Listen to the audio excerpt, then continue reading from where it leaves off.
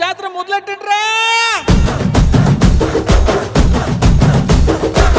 కన్న కన్న మొగాలి రాగుల్లో ఉన్న గంట గజ్జె కట్టి ఆడాలి రా చిన్న పెద్ద అంతా.